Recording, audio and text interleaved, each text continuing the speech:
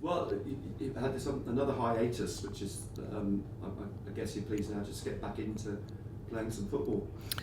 Yeah, it's been a long 2 weeks. Obviously, we've had 6 players away on international duty following the Durham game, which again was really pleasing to kind of go into that break on a high, especially the way it was won towards the end as well was really pleasing. 3 goals as well. I mean, you must be pleased with that after you've been talking about not being clinical enough. Yeah, we were. I thought we did okay first half. I thought they had some really big chances, but we all know in football you've got to take them to get ahead. And luckily for us, they didn't. We had some good conversations at half time. I thought we really came out of the blocks in the second half. Really started on the front foot. Found a good equaliser with Katie Kitchen, and then Marad Griffiths comes on, scores a worldie, which again is exciting, knowing that she's got that in her locker, and the big 6 games that we've got coming up in this block. Yeah, hopefully we can see some more of that. And then Marissa Shiva scoring her first goal for the club as well, which is, it's always nice to win against Durham. It's competitive. It was good. It was the crowd were decent. All the Sunderland fans were behind the dugout and made their voices heard as well. So yeah, a really good win for us. You've forgotten how to lose against them. You say nice to win. What's it, 7 on the bounce now? Yeah, we just know how to play them. It's when you've played each other that many times, just kind of goes your way, and we were delighted to continue that run as well. So you talk about the 6-game block. You look at the table. Realistically, you're probably not going to make the top 3, but you're not going to get relegated. So what's your take now on those 6 games? Is it just to literally go to get as many points as we possibly can in that spell? Yeah, we've just come out of a meeting actually about it.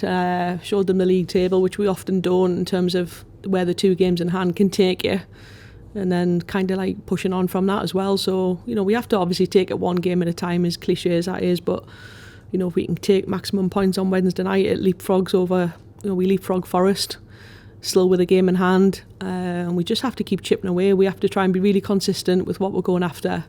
We've got obviously 4 games in 2 weeks, which we've said the squad's going to be utilised to the max. Players have to be ready to step up and contribute. But we're excited to get going again. Everyone's reported back well from international duty, which is really pleasing. So we've obviously got a full squad to choose from. You say take each game as it comes. Next one is Forest, but is it more important because you've got Charlton at the weekend and they're flying at the moment? Yeah, I don't think we've got any easy games. They're all difficult in their own right. Obviously, this is the rearranged game that was put in from the league, so I don't think Everton's great.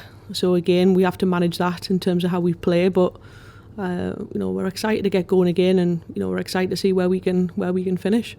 And in terms of, as you say, Everton's not great. Everton is a stronghold for you in so many ways. It's an opportunity if you can start this sort of next spell with win. Yeah. Confidence should be no issue. Yeah, we have to start on the right foot. We've just reiterated that to the team. We have to start the block positively, and then see where it takes. When we have to make sure that we're ready on Wednesday. Forest are a good team. We've got some really good players. Obviously, we had a terrible performance at their ground before Christmas, so we have to make sure that doesn't repeat and that we're ready for the challenge. So you say, what do you make of Forest? Because your records are very similar.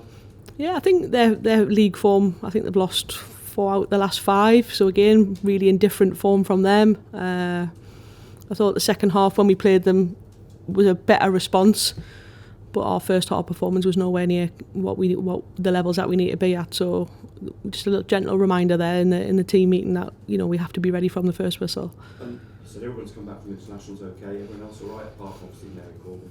Yeah, just Mary Corbin. Obviously, I think we've publicly said that she'll be out for the season. She's coming along nicely though. She's still in her protective boot with the stitches in her ankle, but she's in and around the group, so she's in a good place.